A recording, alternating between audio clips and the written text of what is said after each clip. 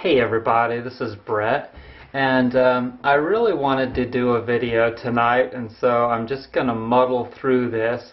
Can't do it in high def. I tried that yesterday, and after I hit the 10-minute mark, the camera quit. For some reason, it only allows you to have so many bytes for the high def, so we have to go back to the other one. But I often will just ponder on what I've learned on my journey while I'm doing dishes or having dinner and this and that.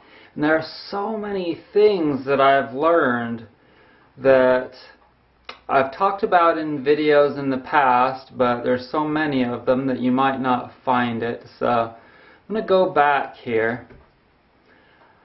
I initially started my journey with acid indigestion. I went to a doctor and he gave me some Pepsid, and I ended up doing a 10-day fast. After 5 days of hell and the worst detox of my life, just like I don't think I slept at all. I basically just puked and shit for 5 days, other than the first day and a half, whatever. But after it was over, I experienced this incredible clarity and feeling that I'd never had before. And it was like I was in a different world. And I created a video for that. If you look for it, you might find it under fasting, 10-day fast, something like that. Anyway, so what I learned was that I was mentally different, not just physically, mentally different, and spiritually and emotionally, like everything. It just blew my mind. And after that, I started digging into well, maybe it's that I'm allergic to things. And so I went to an allergist, which was one of the few so-called professionals that I went to beyond that, other than massage therapists, and traditional herbalists and stuff. It was one of the few people that gave me some insight that was valuable. You're allergic to wheat, you're allergic to dairy, you're allergic to peanuts, you're allergic to soy, you're allergic to corn. I was like, you're kidding me. That's all I eat. What else is there to eat? I didn't know anything. If you'd have said to me, well, what about collard greens? I'd have been like, collard greens? Doesn't Granny eat those on the Beverly Hillbillies? But that's when I started shopping at Green Tree Grocers in Claremont, a part of San Diego. And I started to read the book of macrobiotics, and I was just, once again, floored. I was like, how come nobody ever told me about any of these kinds of things before?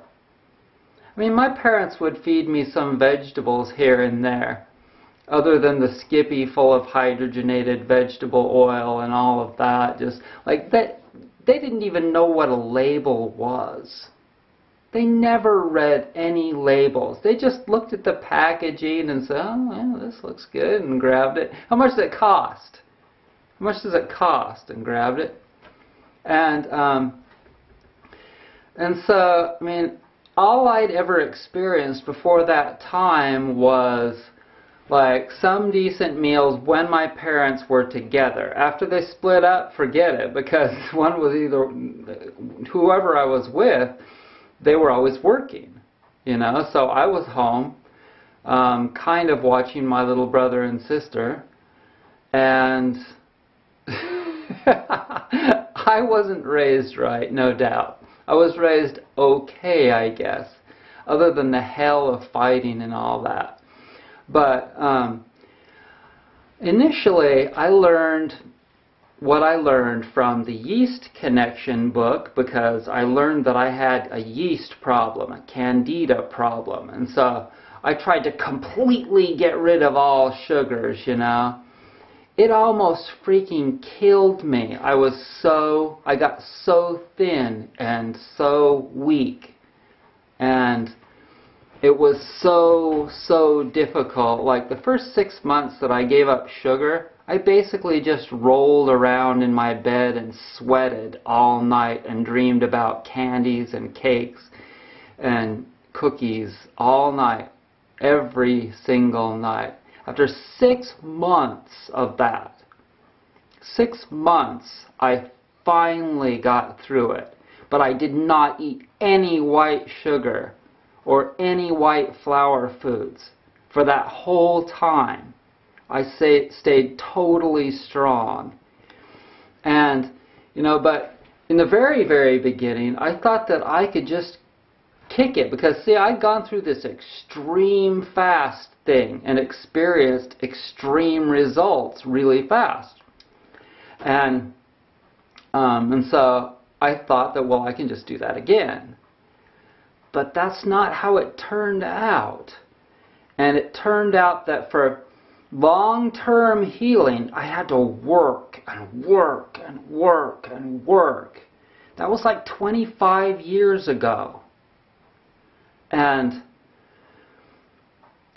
God, it just kept going. I just kept working on it. But I was so thin. I got down to like 100 and less than 40 pounds, sometimes 135 pounds, And there have been people that have done, my height, that have gone a lot further than that, But people were telling me that I looked like an Ethiopian and all of that, And no, I wasn't vegan or vegetarian. This was far before, long before I decided to do that.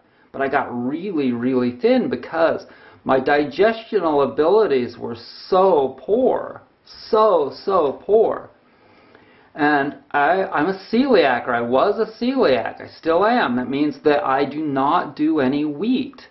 And so the villi in my small intestine were very depleted. And who knows how well they've been replenished. But the more surface area you have in your small intestine, the better you can absorb your nutrients. And the longer the little carpet-like fibers in your digestive system are, the more surface area is in there to absorb all that liquid nutrition from the food that your stomach is breaking down. And I had very little ability to do that, and probably a whole digestive system full of mucoid plaque.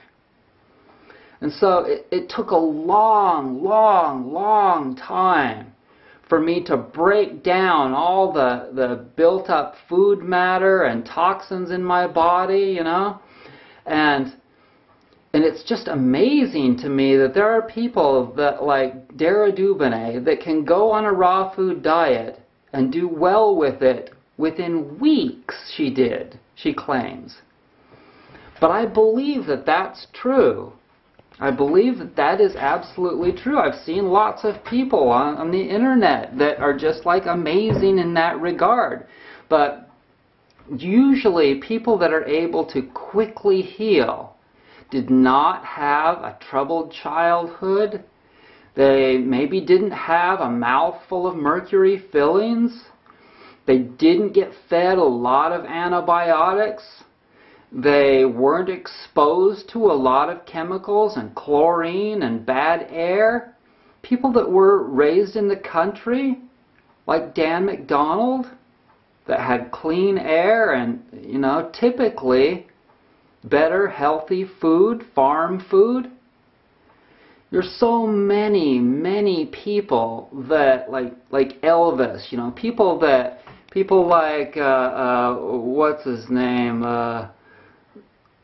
I'll think of it in a minute, that were raised in the country and then they were brought to Hollywood, woohoo, and they were absolutely, totally healthy when they came because they were raised out in the country on good country food, air, and water. And I thought about that for a long time. I thought about that. In the beginning, I had absolutely no inclination to become a vegetarian or a vegan. I didn't think that that was the correct diet, that there's any way that a human being whose ancestors for who knows how many generations, could possibly ever completely quit eating meat. But then, you see, I also had an over-acid problem. My body, my whole body was full of acid. Not just my stomach. Everything was all full of acid. And so, going vegan for 3 years of the 4 years actually was really good for me. It was hell too. That almost killed me.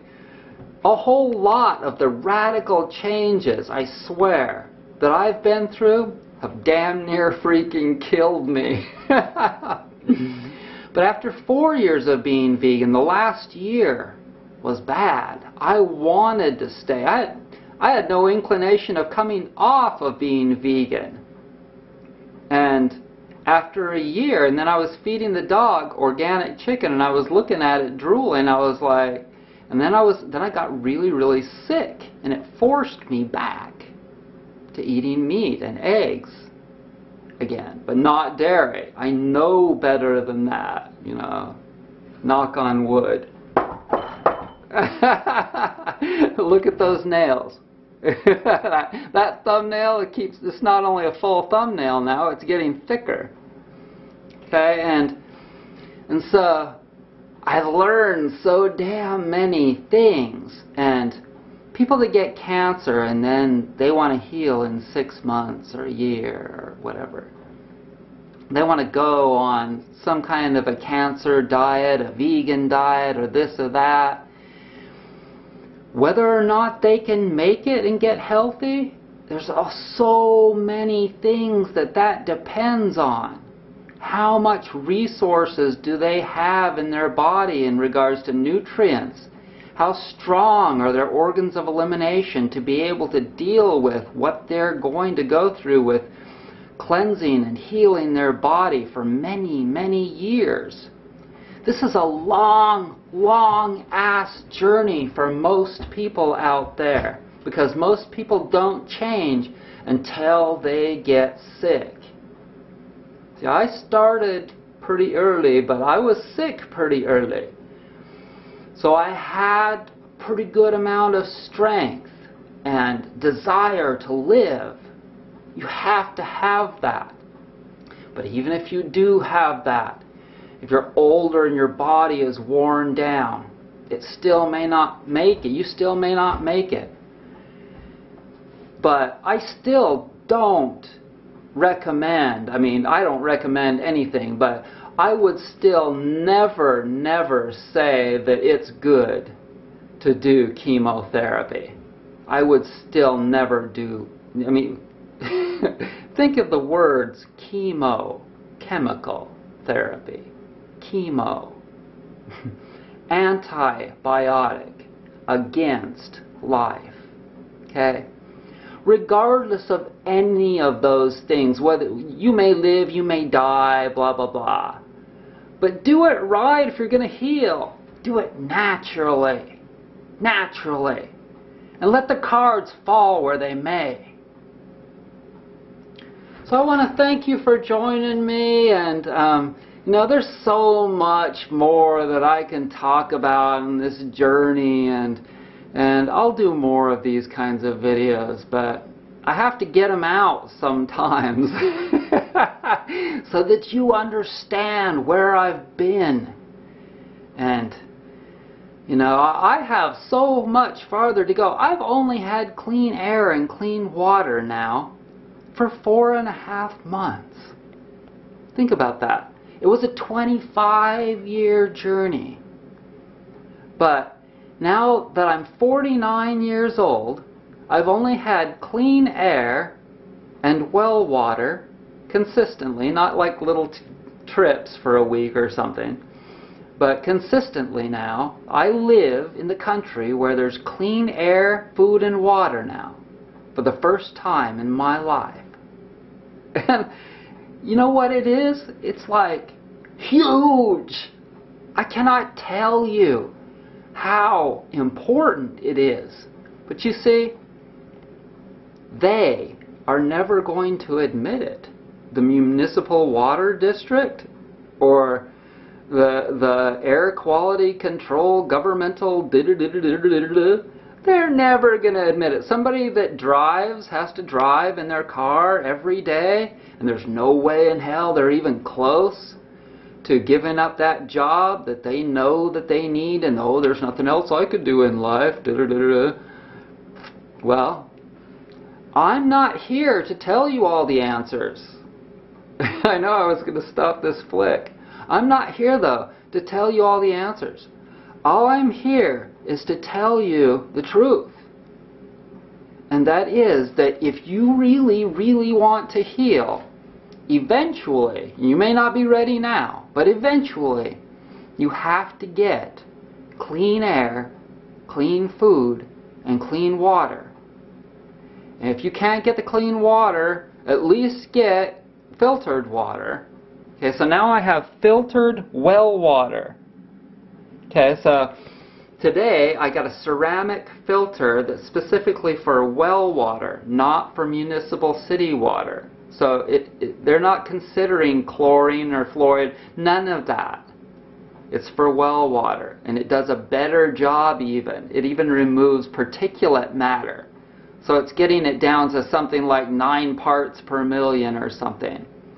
But you've got to eventually, you've got to do that. But bear in mind, okay, this is the PS, the postscript for that. You have to take things just one step at a time. When I tell you about something that you think is important, write it down on that little note paper in the back of your mind and keep it for safekeeping for later, because eventually you will want to do it. Because, you see, you'll bottom out in your job or where you're living or this and that, and you'll no longer have satisfaction.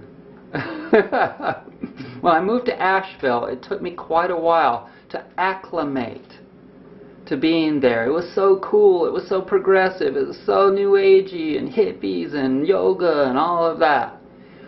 But then eventually I got to this point of where all of that wasn't worth it, because I was living too near a highway and a freeway, and the noise pollution and the air pollution and the chlorine water, the detrimental part of it outweighed, the negative part of it outweighed the beneficial part of it.